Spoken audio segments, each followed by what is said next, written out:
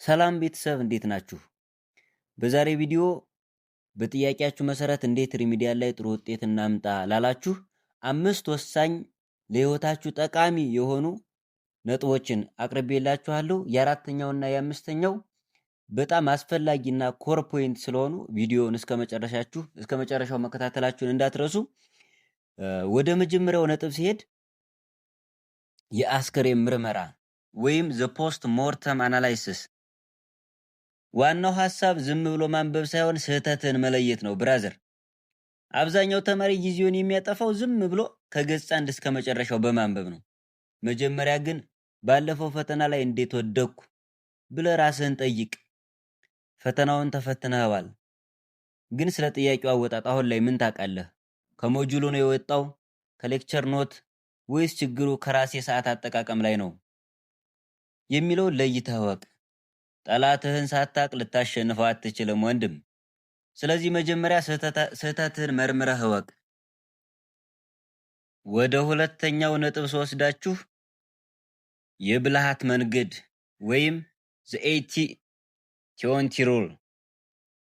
ሁሉንም ሳይሆን ዋና ዋና ፖይንት ለይቶ ለማወቅ ጣር። ሙሉውን መጽሐፍ ገልብጠ ለማንበብ አትሞክር። ጊዜህን አትግደል። በየትኛውም ፈተና ውስጥ 80% የሚሆኑት ጥያቄዎች የሚወጡት ከ20% ዋና ዋና ክፍሎች ወይም ኮር ፖይንትስ ነው። የድሮ ፈተናዎችን በማየት ደጋግመው የሚወጡ ነጥቦችን ለይተህ እወቅ። ጥቂት ለፍቶ ብዙ ውጤት ማምጣት ማለት ይሄ ነው።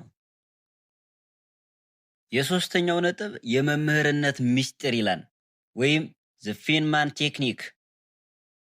የተማርከውን ለሰው በማስረዳት እርግጠኛ ሆነበት ብሮዬ። አንድን ነገር አውቀዋለሁ ለማለት ለሌላው ሰው በቀላሉ ማስረዳት መቻልን እርግጠኛ መሆን አለብህ። ያነበብከውን ነገር ለጓደኛ ወይም ለራስ ድምፅህን ከፍ አድርገህ ማስረዳት ልመድ። ግድግዳውን እንደ ተማሪ ቆጥረህ ማስረዳት ተለማመድ። ያኔ ላይፋቅ አይምሮ ላይ ይቀረጻል።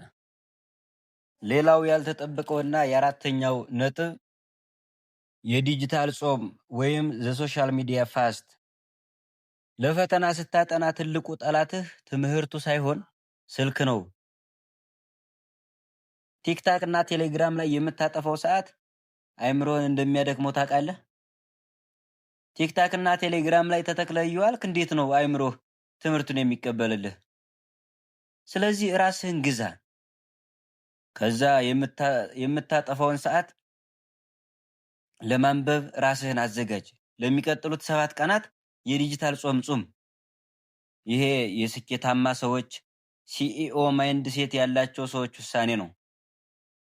አይምሮህ እንዲረጋጋ እና በፈተናው ላይ ብቻ እንዲያተኩር ይህን ድፍረት የተሞላበት ውሳኔ ወስን።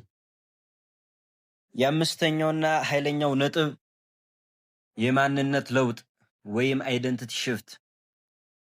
ተፈታኝ ሳይሆን አሸናፊ ነኝ ብሎ ማመን።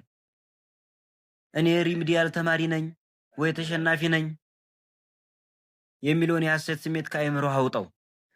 የፈተና የመጨረሻ ሳይሆን ለትልቅ ስኬት የምትለማመድበት መንገድ ነው። ራስህን እንደ አንድ ትልቅ ስራ ፈጣሪ ኢንተርፕረነር ቁጠር። ስራ ፈጣሪ ደግሞ እንቅፋት ሲገጥመው ይበልጥ ይጠነክራል እንጂ አይሰበርም። በድል አድራጊነት ስሜት ወደ ፈተና ክፍል ግባ። ውጤቱ ያኔ ይሳካል። እንደተከታተላችሁኝና ትልቁም ነገር እንደጨበጣችሁበት ተስፋ አደርጋለሁ። ቻናሉ አዲስ ስለሆነ ላይክ፣ ሰብስክራይብ፣ ሼር አድርጉ። እናመሰግናለን።